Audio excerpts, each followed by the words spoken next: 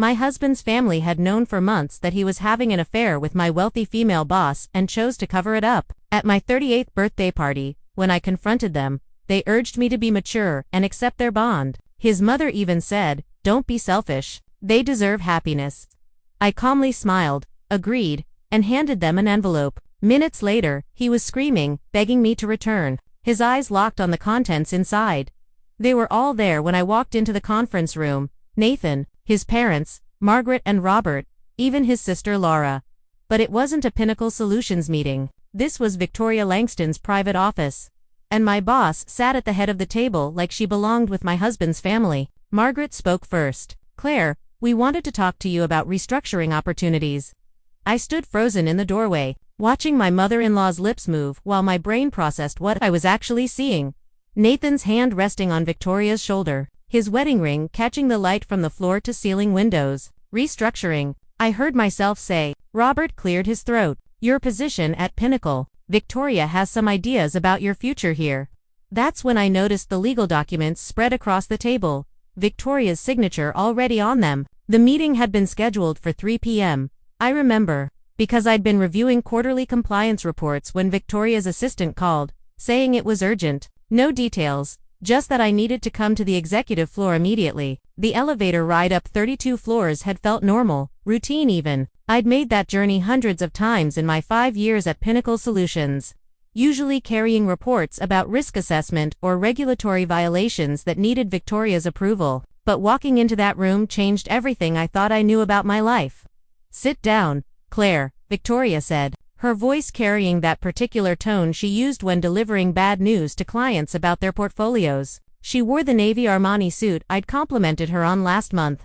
The one she said made her feel powerful during difficult negotiations. I remained standing. My legs felt disconnected from my body, but somehow they held me upright. The mahogany table between us might as well have been an ocean. Nathan hadn't looked at me once since I'd entered. His eyes stayed fixed on some invisible point past my shoulder, the way he did when he was calculating market risks he didn't want to acknowledge. "This is highly irregular," I managed to say, my voice sounding foreign to my own ears. "Whatever restructuring Pinnacle is considering should go through proper channels. HR should be present."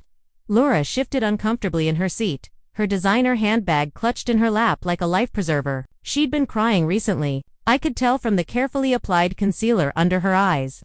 The same brand she'd borrowed from me last Thanksgiving when she'd had that fight with her ex-boyfriend. "This isn't exactly a standard corporate restructuring," Robert said, straightening his tie. The Yale class ring he always wore caught the afternoon light streaming through Victoria's corner office windows. "It's more of a family discussion that happens to have professional implications." Family discussion.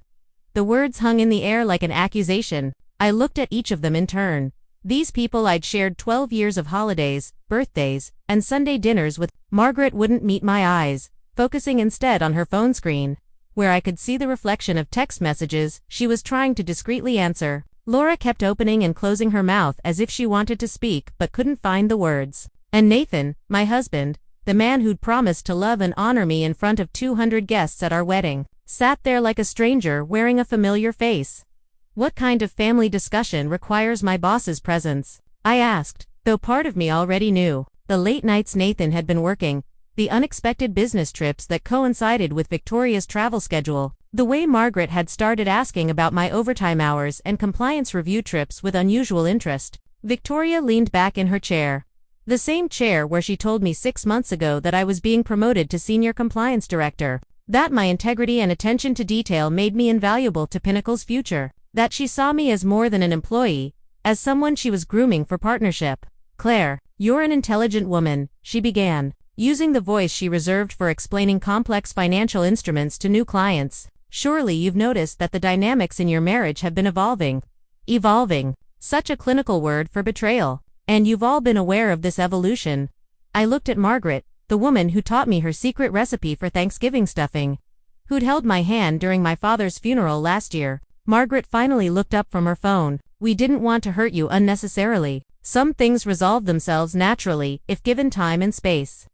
"Time and space," I repeated. "Is that what you call secret meetings in my boss's office?" The legal documents on the table drew my attention again. From where I stood, I could make out enough text to understand their purpose. Separation agreements. asset division worksheets, even what looked like a draft resignation letter from my position at Pinnacle, typed on company letterhead. "You've already prepared my resignation." The laugh that escaped me sounded brittle, sharp enough to cut. "How thoughtful. We wanted to make this transition as smooth as possible," Robert said, using his boardroom voice, the one he deployed when negotiating contracts for the family import business. "Victoria has been very generous with the severance terms." Generous. My mentor, the woman I'd trusted with my career, had been planning my professional demise while apparently pursuing my husband, and his family had not only known but facilitated it. I pulled out my phone and took a photo of the scene. All of them sitting around that table with their prepared documents and practiced explanations. They looked like a board of directors conducting a hostile takeover, which, in a way, they were. "Claire, please be reasonable," Nathan finally spoke, his voice careful, measured. "This doesn't have to be adversarial." I looked at him then, really looked at him, the man I'd made breakfast for that morning, whose coffee I'd prepared exactly how he liked it. 1 sugar, splash of cream. He wore the tie I'd given him for his birthday, the silver one that brought out his eyes. "You're right," I said, surprising them with my calm. "It doesn't have to be adversarial at all." I turned and walked toward the door, pausing with my hand on the handle. "By the way, Victoria, you might want to review Section 12 of Pinnacle's corporate ethics policy. The part about supervisor relationships with subordinates' family members. I wrote that section myself, remember? Very thorough documentation requirements." The color drained from Victoria's face as I opened the door. "Oh, and Margaret, cancel whatever you're planning for my birthday party next month. I'll be making my own arrangements."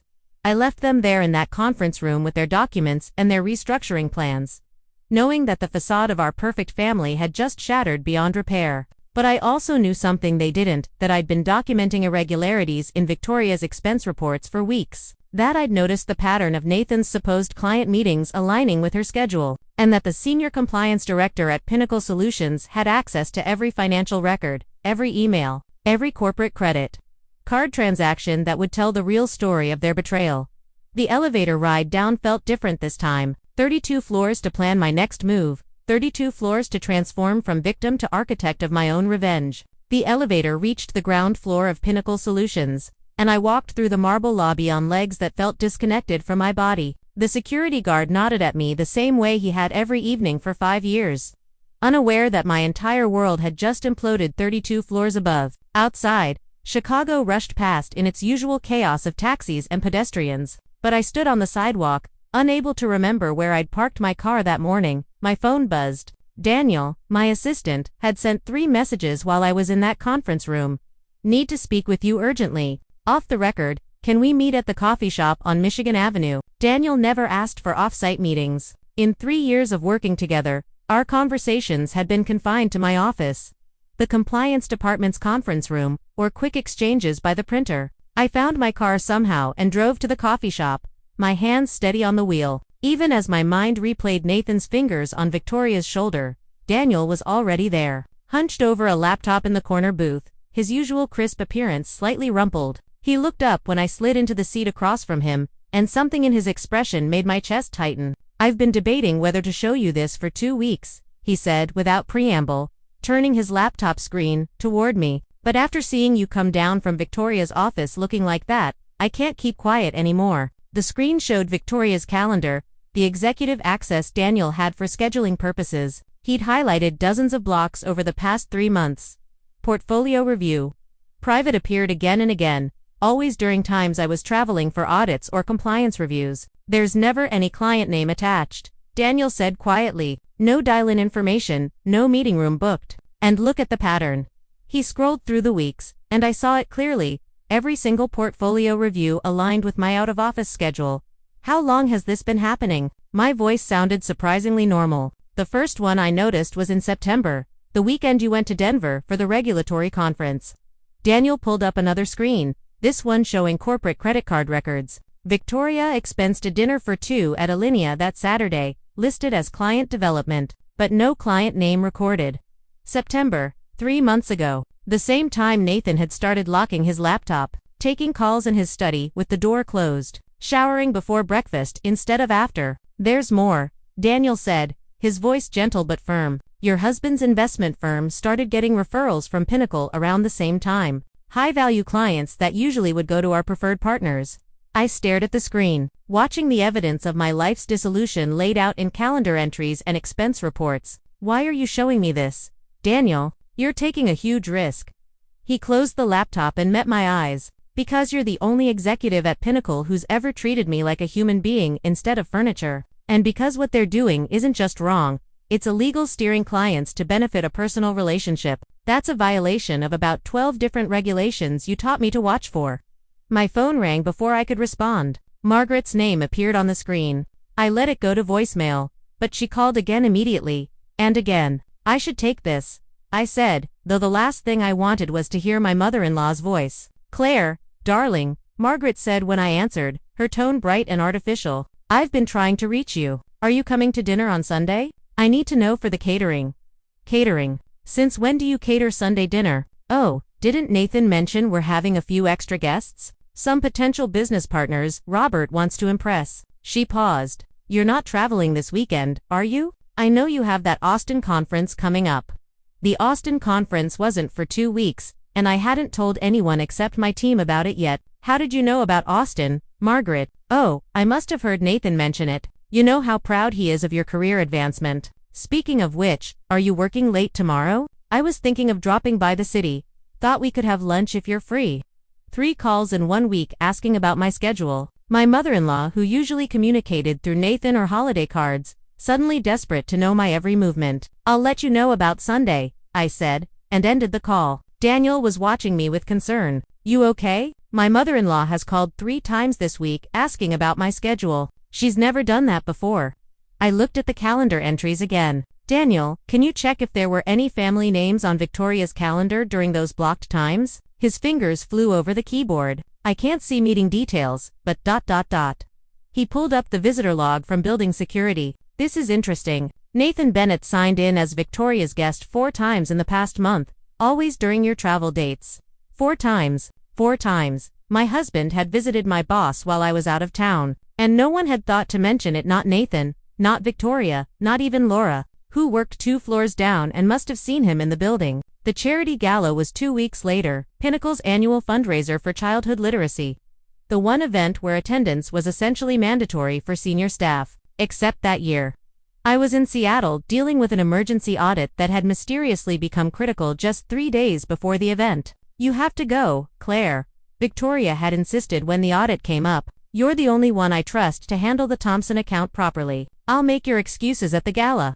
I'd spent that entire weekend in a sterile Seattle hotel room, reviewing documents that could have waited another week, missing the gala, where apparently my husband had served as my boss's date. The photos on the company Instagram told the story I hadn't been meant to see. Nathan in his tuxedo standing next to Victoria in a stunning gold gown.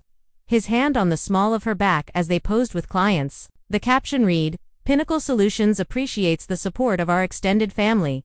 Extended family. The phrase made me nauseous now. My colleague Rachel had mentioned it casually the following Monday. Your husband is so charming. He had everyone laughing at Victoria's table. Such a natural networker. Victoria's table, not the general reception, not mingling with various groups, but seated at her table for the entire evening, an honor usually reserved for major clients or board members, not employee spouses.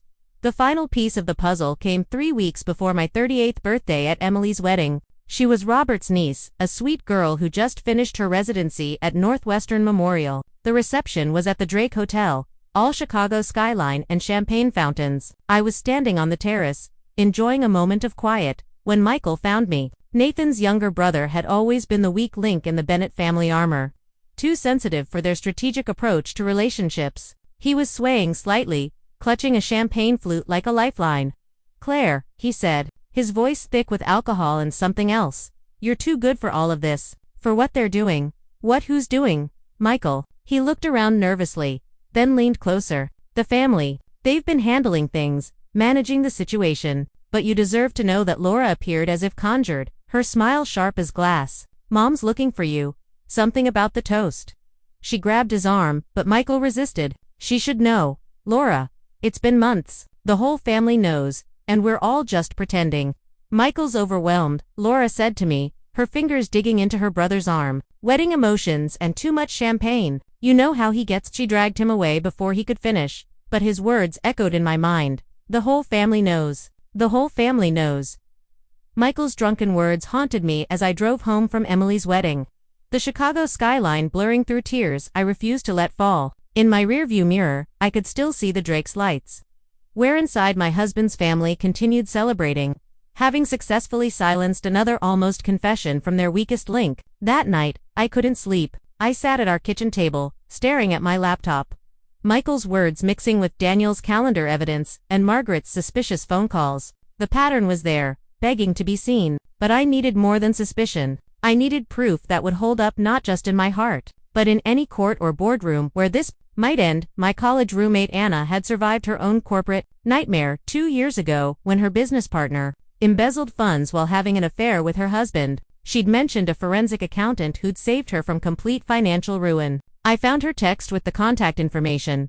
Susan Carter, Discreet Financial Investigations. Susan answered on the second ring, even though it was past midnight. Anna told me you might call. She said simply, "Can you meet tomorrow? Bring every financial document you can access. Tax returns, bank statements, investment portfolios, corporate filings, everything."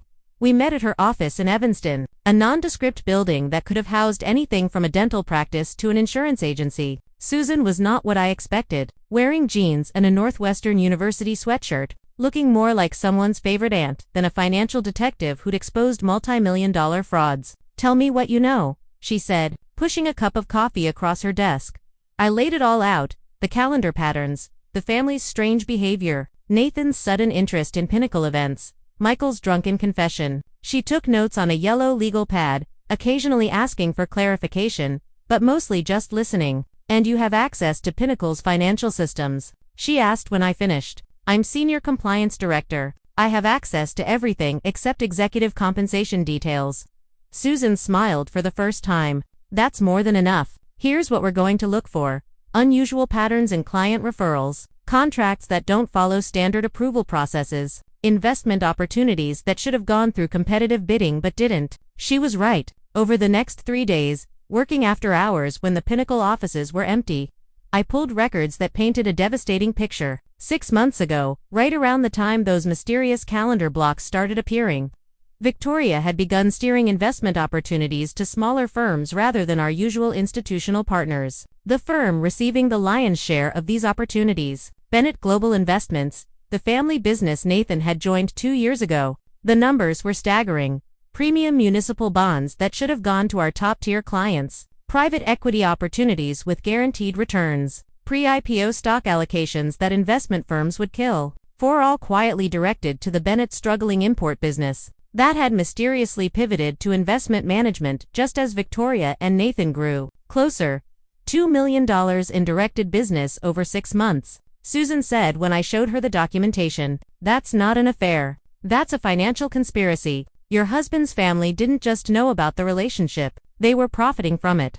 The evidence grew more damning as we dug deeper. Robert's signature on contracts he had no business seeing. Margaret listed as a consultant on deals despite having no financial credentials. Laura's design firm suddenly receiving Pinnacle's marketing contracts at rates 30% above market value. I stayed up until 2 a.m. that night in my home office, mapping everything on the whiteboard I usually used for compliance work. Red lines connected dates, blue circles marked financial transactions, green highlights showed every family dinner where my schedule had been discussed. The pattern that emerged looked less like an affair and more like a coordinated corporate raid. Sunday dinner.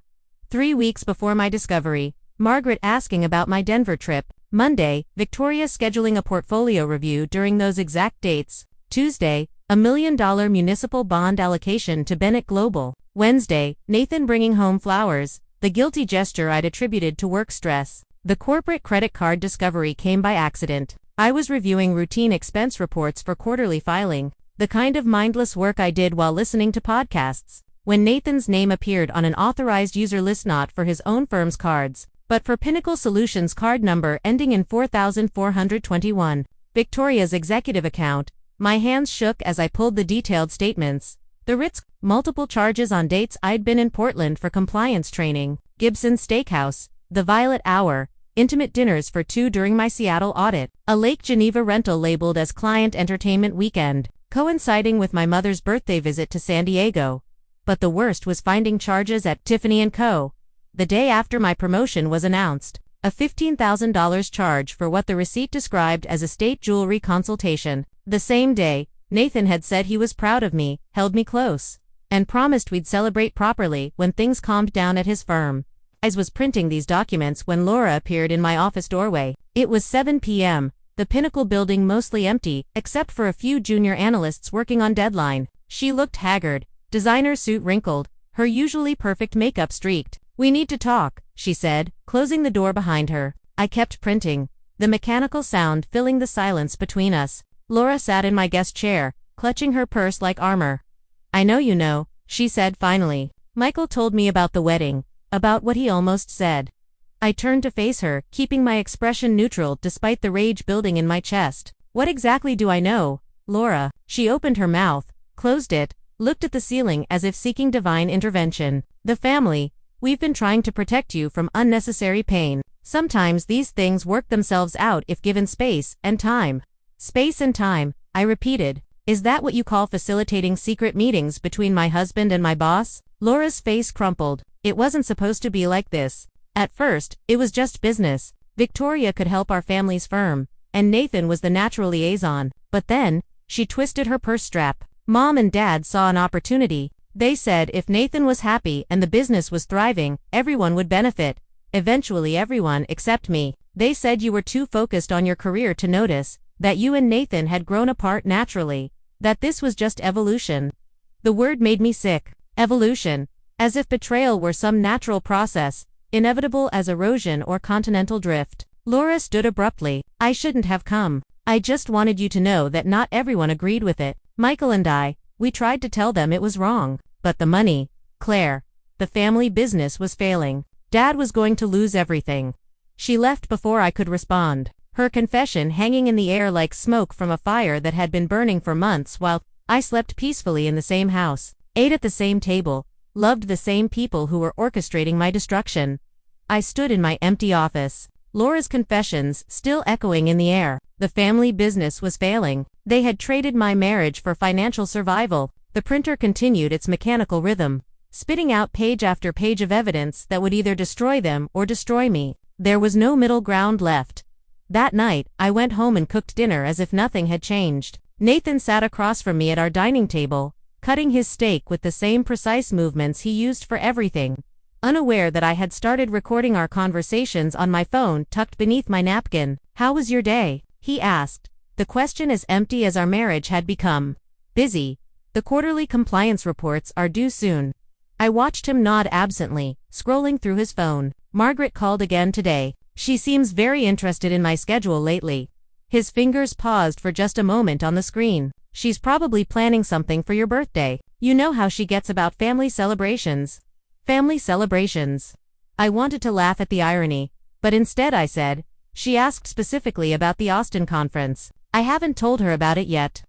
"Maybe I mentioned it," he said, still not looking up. "Can you pass the salt?" For the next 3 weeks, I became someone I didn't recognize. Every evening after Nathan went to bed, I worked in the darkness of our guest room, photographing documents by phone light, uploading files to encrypted drives that I had Emily, my friend from college, store in her apartment in Evanston. She didn't ask questions when I showed up at midnight with USB drives wrapped in plastic bags.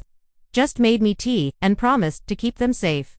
The family dinners became intelligence gathering operations. I arrived early to help Margaret in the kitchen, my phone recording in my jacket pocket as she chatted about Nathan's promising new clients and how Victoria had been so generous with referrals. "Such a brilliant woman," Margaret said one Sunday, arranging roses in her Waterford vase. "She really understands the value of strategic partnerships. Not everyone has that vision."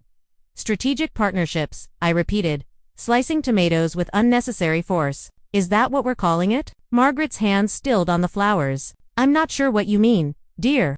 "Nothing," I said, smiling, "just thinking about work." Robert was less subtle. During dinner, he'd lean back in his chair, bourbon in hand, and pontificate about the changing landscape of investment management. "Relationships are everything in this business," he'd say, looking directly at Nathan. "Sometimes you have to make unconventional alliances to survive." I recorded it all. Every knowing look, every coded reference, every moment they thought they were being clever. while I played the oblivious wife, focused on her career. The breakthrough came during a routine system update at Pinnacle. As Senior Compliance Director, I had to review all expense categorizations for the quarter. A mind-numbing task that involved cross-referencing thousands of transactions. But buried in the client development budget, I found Victoria's weakness: hubris. She had been billing everything to the company. The Oscar de la Renta dress she wore to the charity gala, listed as client relationship building. The couple's massage at the Four Seasons, listed as executive stress management. The private jet to Door County, listed as a strategic planning retreat. Each receipt, each transaction bore two signatures: Victoria Langston and Nathan Bennett. My husband had been signing off on luxury purchases for another woman, authorizing expenses that violated every policy I had written for Pinnacle. The paper trail was so brazen, so carelessly arrogant, that it took my breath away. They hadn't just been having an affair, they'd been documenting it in corporate financial records. I photographed everything, backed it up in 3 different locations, and sent encrypted copies to Susan Carter. Her response was immediate. "This is wire fraud, securities fraud, embezzlement. Your boss just handed you a federal case." The baby shower for Robert's niece Sophia provided the final piece I needed. It was held at the Union League Club, all pastel balloons and champagne brunches. The kind of event where Bennett women performed their social duties with practiced grace. I arrived late, claiming work delays, my phone already recording in my purse. Margaret pulled me aside near the gift table, her Chanel perfume overwhelming in the small space. "You look tired, dear. All this work can't be good for you." "It's just a demanding time," I said, letting exhaustion creep into my voice. "Sometimes I wonder if I'm missing out on other things by focusing so much on my career."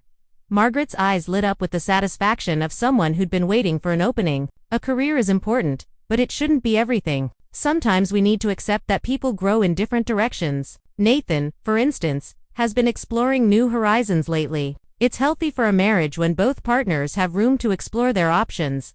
Explore their options. I kept my voice carefully neutral. "Oh, you know what I mean, professional development, new connections. Victoria has been wonderful for his career growth. You should be proud that he's expanding his network. And you think I should focus on my career while Nathan explores?" "Exactly." Margaret squeezed my arm, mistaking my tone for acceptance. "You're such a smart girl, Claire. Focus on what you do best, and let Nathan do the same. Everyone ends up happier that way." Her words, captured clearly on my phone, were the confession I needed. Not just knowledge of the affair, but active encouragement, strategic planning, family collusion, and my humiliation. That night, I locked myself in our bedroom while Nathan attended another late client meeting that we both knew wasn't about clients. I spread everything across the bed: printed emails, photographed receipts, transcribed recordings, Susan's financial analysis, Daniel's calendar evidence. It looked like the war room of a prosecutor preparing for the trial of the century. I worked until dawn, organizing everything into a single comprehensive report. Each section was meticulously documented with dates, times, and evidence. The financial fraud alone totaled over $300,000 in misappropriated funds. The conflicts of interest violated dozens of SEC regulations. The paper trail led directly from Victoria's executive suite to the Bennett family bank accounts, but the most damning section was the timeline. 6 months of deception laid out hour by hour, dinner by dinner, lie by lie. Every time Nathan kissed me goodbye while planning to meet Victoria. Every family gathering where they discussed my schedule to facilitate their encounters. Every moment they smiled at me while counting the money flowing from my boss to their accounts. As the sun rose over Evanston, I looked at the man sleeping in our bed, his face peaceful in the morning light. He had no idea that I had built a case that would destroy everything he knew. The woman he had married, the one who trusted blindly and loved completely, was gone. In her place stood someone who understood that love without respect was worthless, and that the best revenge wasn't emotional, it was procedural, systematic, and absolutely devastating. I closed my laptop and stared at the comprehensive report I had assembled. My husband still sleeping peacefully beside me as the morning sun painted our bedroom walls gold. The evidence was complete, undeniable, and devastating. Now I needed to decide how to deploy it. The answer came 3 days later in the form of Margaret's phone call. "Claire, darling, your birthday is coming up next month," she said, her voice carrying an unusual brightness that immediately put me on alert. "Robert and I want to host a party for you at our townhouse. It's such a milestone birthday. 38 deserves proper celebration." Margaret had never once offered to host my birthday in 12 years of marriage. My birthdays had always been quiet dinners with Nathan, sometimes a weekend trip if our schedules allowed. The sudden enthusiasm felt orchestrated, like everything else the Bennett family had been planning behind my back. "That's very generous, Margaret, but I insist," she interrupted, her tone shifting from suggestion to command. "I've already started making arrangements. Saturday the 15th, cocktails at 7 o'clock, dinner at 8. I thought we'd keep it intimate. Family and close friends." "Who did you have in mind for the guest list?" There was a pause, the kind that preceded carefully rehearsed words. "Well, family, of course. Some of Robert's business associates. And I thought it would be appropriate to invite Victoria Langston, given your professional relationship. It would be a nice gesture, don't you think? Show that there are no boundaries between work and family life." No boundaries. The phrase hung between us like a confession she didn't realize she'd made. I gripped my phone tighter, forcing my voice to remain steady. "Of course, Victoria should definitely be there." "Wonderful, I'll handle everything. You just show up looking beautiful." After ending the call, I sat at my desk and mapped out exactly what Margaret was planning, a controlled environment, where they could manage the narrative, probably planning to announce Nathan and Victoria's relationship as if it were a mutual decision we'd all reached together. They would frame it as sophisticated, modern, evolved all. The words they'd been rehearsing in their family conferences while plotting my humiliation. The timing was perfect, but not for the reason they thought.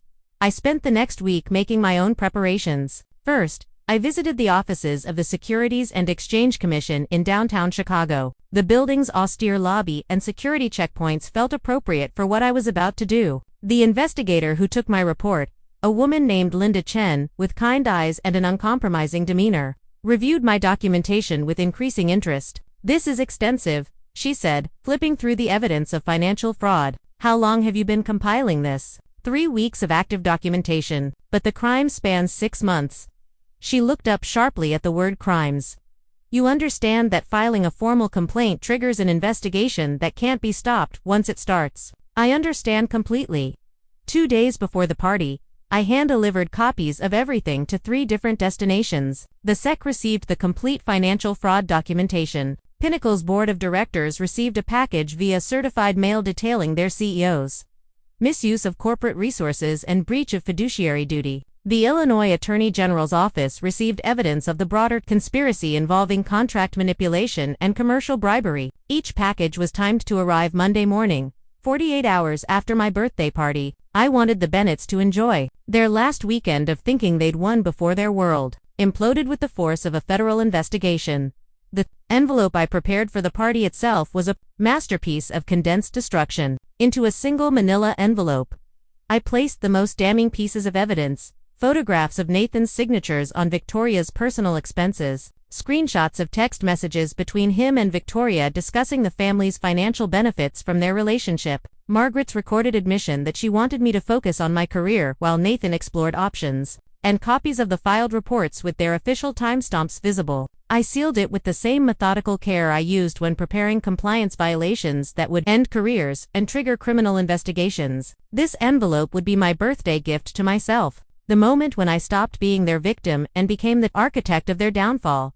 Emily agreed to attend the party without hesitation when I explained what I needed. We met at a coffee shop in Evanston, far from any chance encounters with the Bennett circle. "You want me to record whatever happens?" she asked, stirring sugar into her latte. "They're planning something.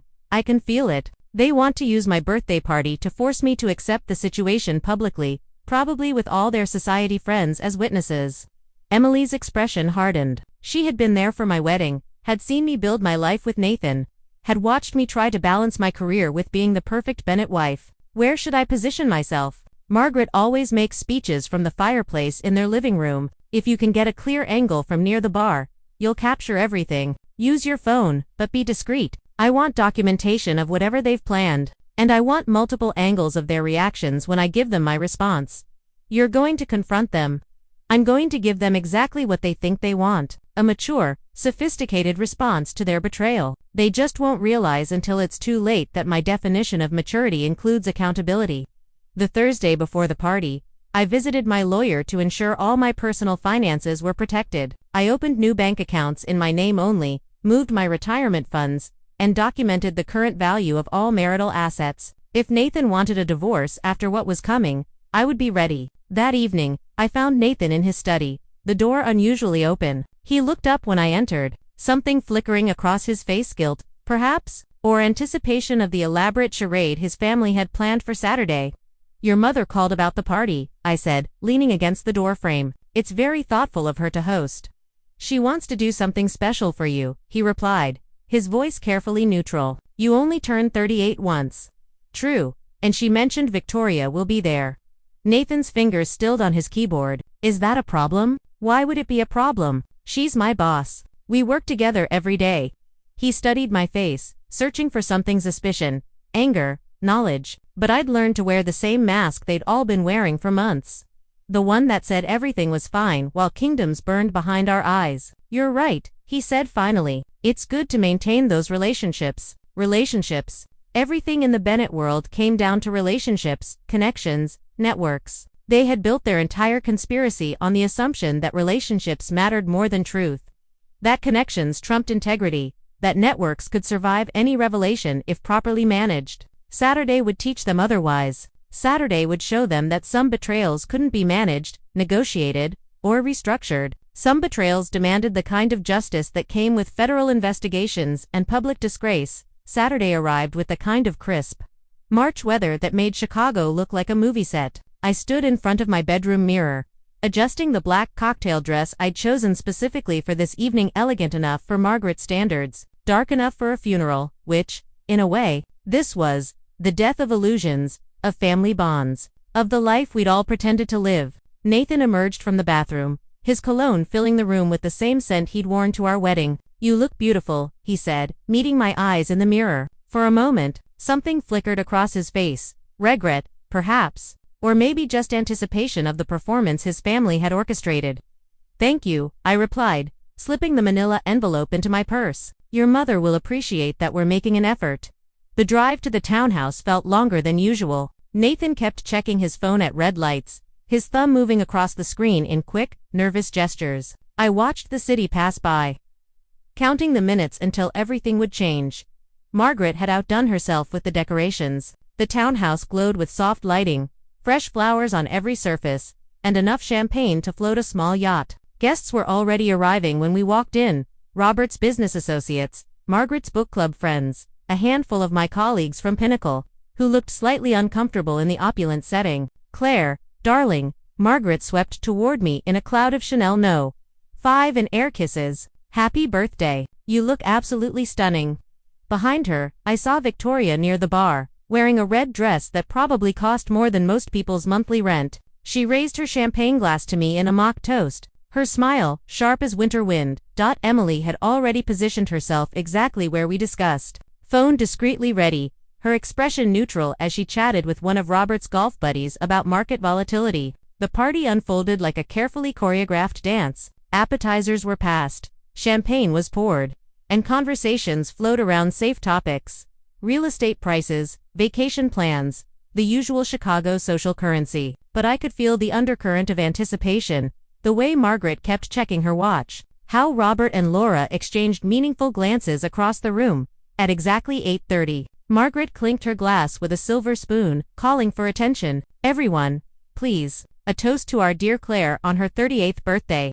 The crowd gathered, glasses raised, as Margaret delivered a speech that sounded heartfelt to anyone who didn't know better. She spoke about family, about growth, about embracing change in new chapters. Every word was loaded with double meaning, a message wrapped in birthday wishes. "To Claire," she concluded, "may this year bring you clarity, acceptance, and the wisdom to recognize happiness in all its forms." The guests applauded and drank. That's when Margaret touched my elbow gently. "Claire, dear, could you join us in the library for a moment? Robert has a special gift he'd like to present privately."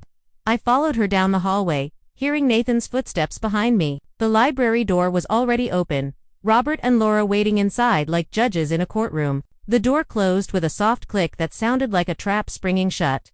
"Claire," Robert began, his voice taking on the patronizing tone he used with difficult clients, "we wanted to speak with you privately because we care about you. We're family, and family looks out for each other." I remained standing while they arranged themselves in a semicircle, clearly following some rehearsed positioning. Laura fidgeted with her bracelet, the only one showing any discomfort with what was about to happen. Margaret took over. Her voice smooth as aged whiskey. "We know this might be difficult to hear, but we believe you're mature enough to handle the truth. Nathan and Victoria have developed feelings for each other, real, profound feelings that transcend conventional relationships." "Transcend?" I repeated, tasting the word like spoiled wine. "They're soulmates," Margaret continued, warming to her theme. "You can't fight that kind of connection. It would be selfish to try." Robert nodded sagely. "You're an intelligent woman, Claire. Surely you understand that forcing people to deny their true feelings only creates misery for everyone involved." Laura finally spoke, her voice barely above a whisper. "You're strong enough to handle this with dignity. We all know how capable you are." I let them finish their entire presentation.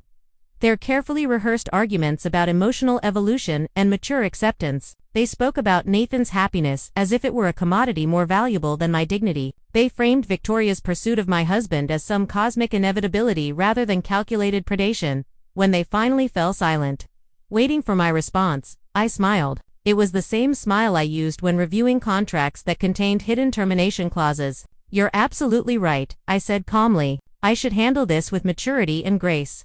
Margaret's face lit up with relief. Robert actually sighed. Laura's shoulders dropped as tension left her body. They thought they'd won. They thought their careful manipulation had worked. "Shall we return to the party?" Margaret suggested, already moving toward the door. "No need to let this spoil your birthday celebration." I followed them back to the main room, where guests continued their conversations, oblivious to the family tribunal that had just convened. Nathan stood near the fireplace with Victoria, their bodies angled toward each other with the unconscious intimacy of lovers who think they're being discreet. I walked directly toward them, my heels clicking on the marble floor with metronomic precision. The envelope in my purse felt warm against my side. Conversations near us began to quiet as people sensed something shifting in the room's atmosphere. "Nathan, Victoria," I said, loud enough for the surrounding guests to hear. "Since we're all being mature adults here, I have something for you both."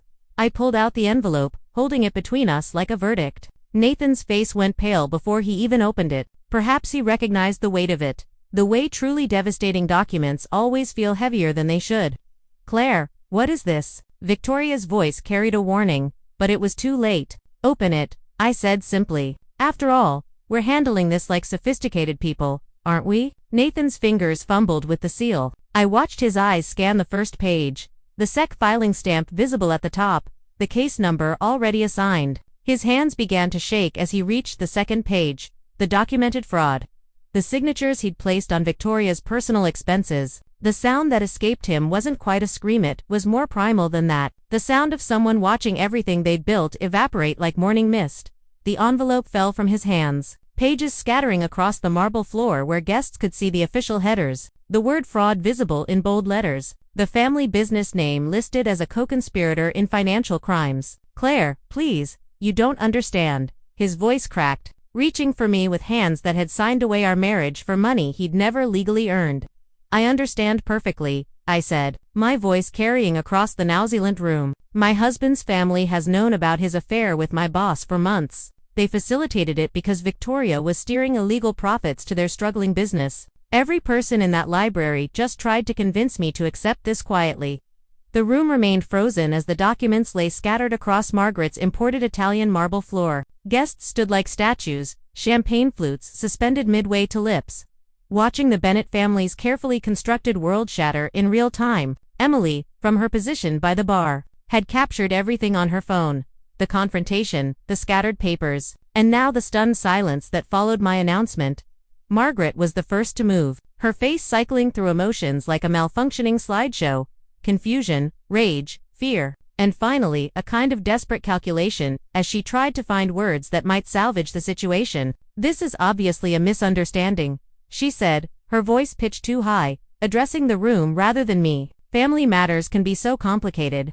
"Federal fraud investigations aren't family matters," I said, bending to pick up one of the pages. "This is a copy of the complaint filed with the SEC. Monday morning, investigators will begin reviewing how Victoria Langston used Pinnacle Solutions resources to enrich the Bennett family business through illegal contracts and kickbacks." Victoria stood perfectly still, her red dress now looking like a warning flag, Her eyes met mine across the room, and I saw the exact moment she understood the scope of what I'd done. Her phone buzzed once, twice, 3 times, probably her lawyer already alerting her to the freeze orders that would hit her accounts within hours. The guests began to leave, murmuring excuses about early mornings and forgotten commitments. Nobody wanted to be associated with a scandal of this magnitude. Robert's golf buddies avoided eye contact as they shuffled past. Margaret's book club friends whispered among themselves, already composing the gossip they'd spread through Lincoln Park by Sunday brunch. By Monday afternoon, the dominoes were falling with breathtaking speed. I sat in my home office, watching the destruction unfold through emails,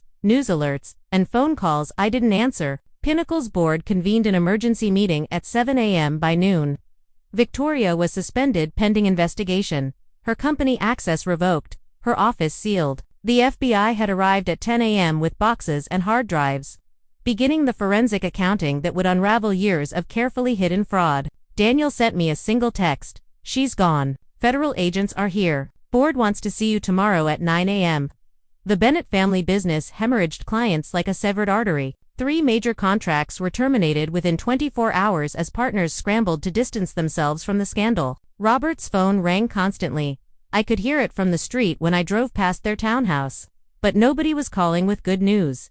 Tuesday evening, Nathan came home to pack. I heard his key in the lock and stayed in the kitchen, giving him space to gather his things. But he found me anyway, standing in our bedroom doorway with red-rimmed eyes and 3 days of stubble. "Can we talk?" His voice was hoarse, broken. I turned from the window where I'd been watching Evanston wake up from another sleepless night. "There's nothing to discuss. Your lawyer can contact mine." He stepped into the room, and suddenly the space felt too small. "Claire, please, just let me explain."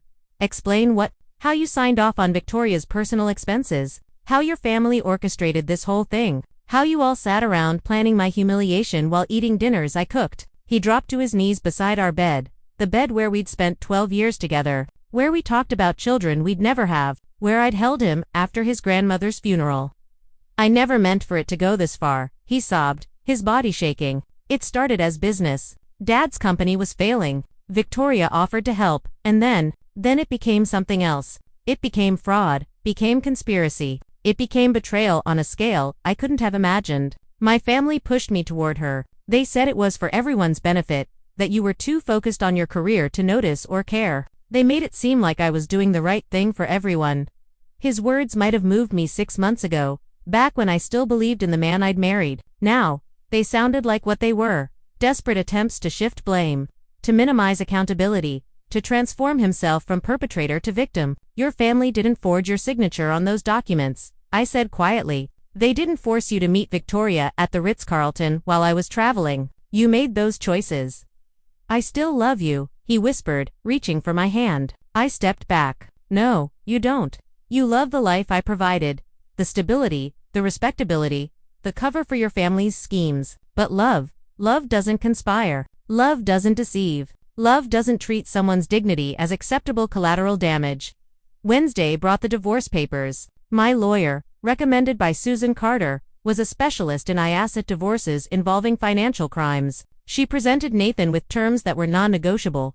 He would forfeit any claim to the brownstone, our joint investments, even the car. In exchange, I wouldn't pursue additional criminal charges for the fraudulent tax returns we'd filed jointly while he was hiding illegal income. His attorney, looking exhausted from 3 days of damage control, advised him to sign. "The criminal prosecution is going to be bad enough," I heard him say in the hallway. "Don't add a vindictive divorce trial to your problems."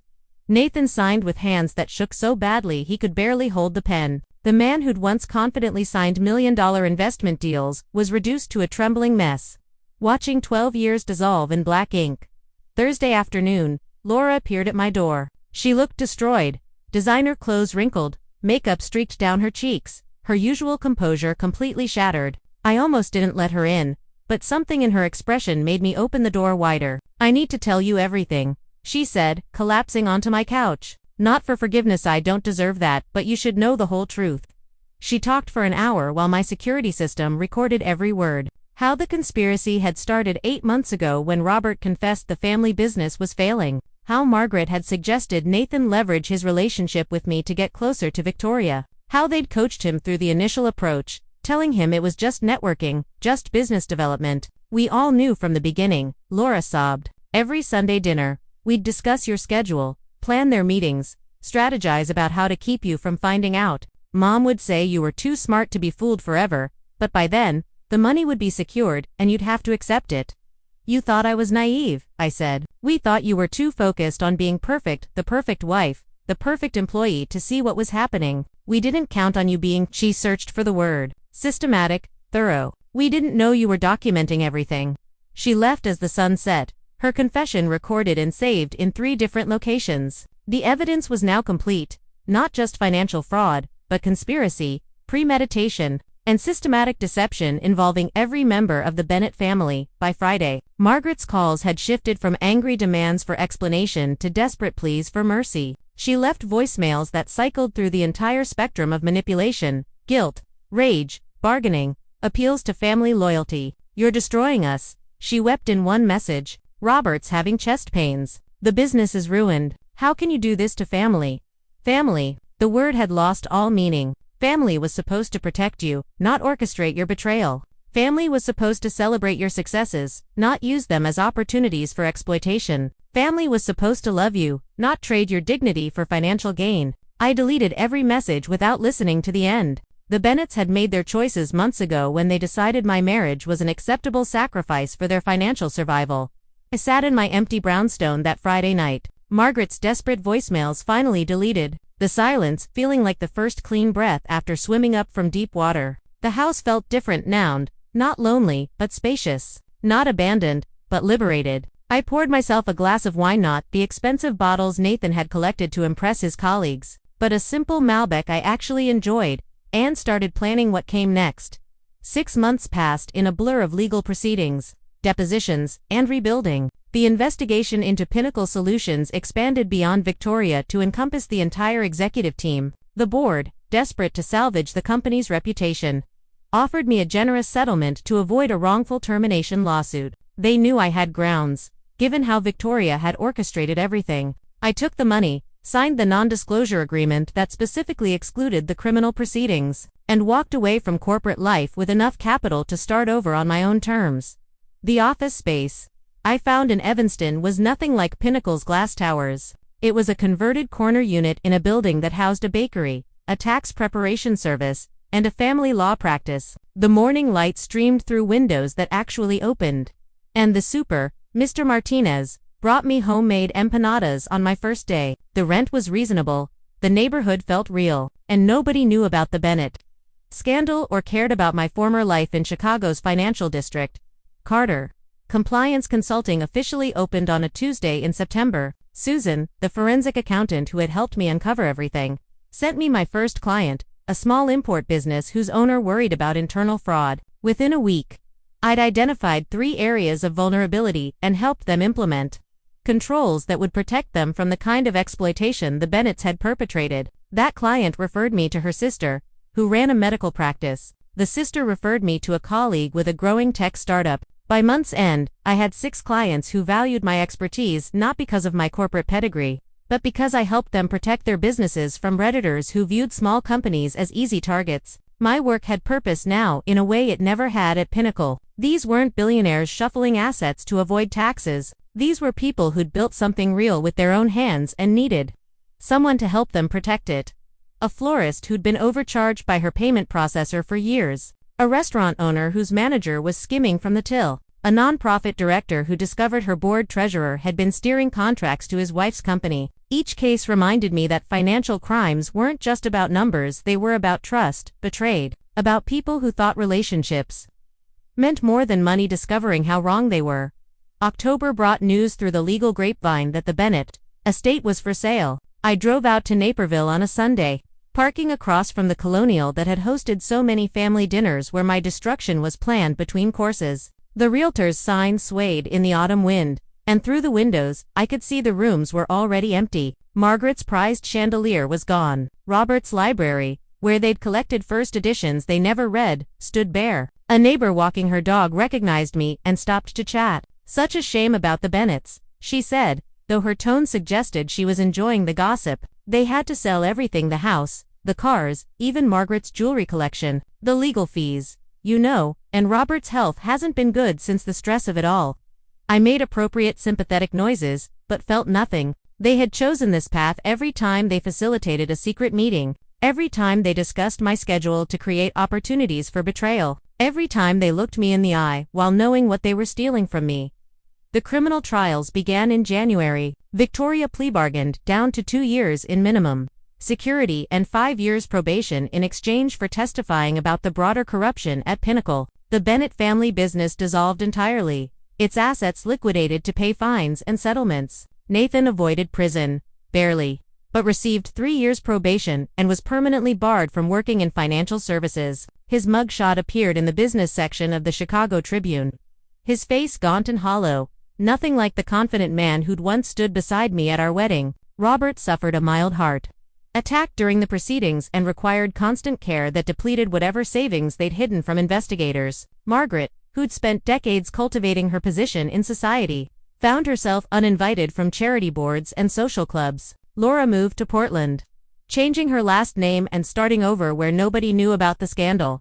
My 39th birthday arrived in March, exactly 1 year after the party that destroyed the Bennett dynasty. Emily insisted on hosting a dinner at her apartment, nothing fancy, just friends who'd known me before I'd become Mrs. Bennett, before Pinnacle, before any of it mattered. We sat around her kitchen table, eating Chinese takeout from containers, drinking wine that cost $12 a bottle, playing cards until midnight. Nobody mentioned Nathan or the scandal. We talked about normal things, Emily's promotion at the hospital, our friend Anna's new baby, the book club selection nobody had actually finished reading. You seem good, Emily said as she walked me to the door at evening's end. Really good. Not just surviving, but actually good. She was right. For the first time in years, maybe for the first time ever, I felt aligned with my own life. No performance, no managing appearances, no strategic relationships that required constant maintenance and calculation. A week later, I stood on my brownstone steps, coffee in hand, watching Evanston wake up to a perfect spring morning. The cherry trees were blooming along the street, and families were beginning their Sunday routines. A young couple walked past with their baby in a stroller, and I thought about the children Nathan and I had never had. A blessing now, though it hadn't felt that way at the time. My phone buzzed with a text from a new client, a small investment firm that wanted help establishing compliance protocols that would protect them from both internal fraud and predatory partners. It was exactly the kind of work that mattered, helping businesses protect themselves from people like Victoria and the Bennetts. The truth I'd learned wasn't about revenge or justice or even survival. It was simpler than that. When someone shows you through their actions that your dignity is an acceptable casualty for their gain, believe them, document everything, report it to the proper authorities, and then build something better from whatever remains. The Bennetts thought they were conducting a sophisticated financial operation, that their conspiracy was about money and connections and strategic advantages. They never understood that what they were really doing was teaching me my own worth, not in dollars or social standing, but in the simple ability to recognize deception, document truth, and refuse to be complicit in my own destruction. Standing there in the spring morning, I realized I'd won something more valuable than any settlement or verdict. I'd won the right to live without pretense, to work without compromise, and to trust without fear. The Bennetts had lost everything trying to take what wasn't theirs. I'd gained everything by simply refusing to let them. If this story of calculated revenge kept you riveted until the very end, hit that like button right now. My favorite part was when Claire handed Nathan that envelope at her birthday party. Watching his world crumble as he realized she documented everything. What was your favorite moment? Drop it in the comments below. Don't miss more gripping stories like this. Subscribe and hit that notification bell so you never miss an upload.